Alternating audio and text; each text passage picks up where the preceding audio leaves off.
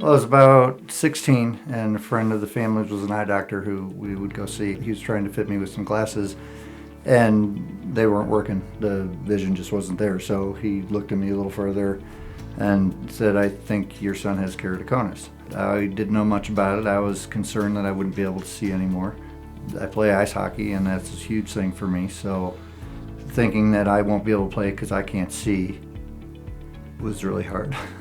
Keratoconus is a progressive disease of the cornea, which is the clear front surface of the eye we use to focus light into the back of the eye in order to see properly.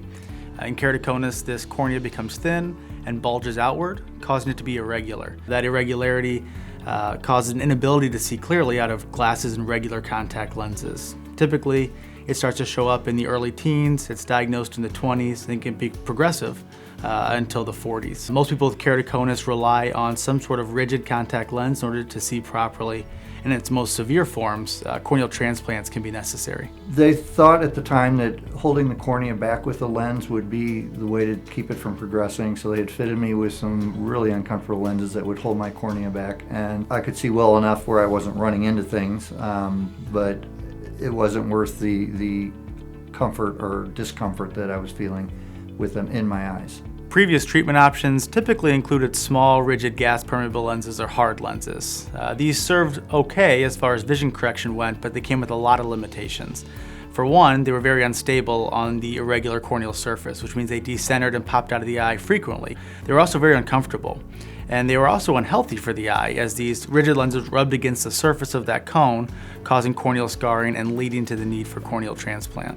I had my dispensing visit last week. I've been wearing them for about 8 days now, and the comfort is amazing. There was always a glare, which also affected how and what I was seeing. When I have the lens in, there was no more glare. The Atlantis Scleral lens offers a breakthrough for the treatment of people with keratoconus.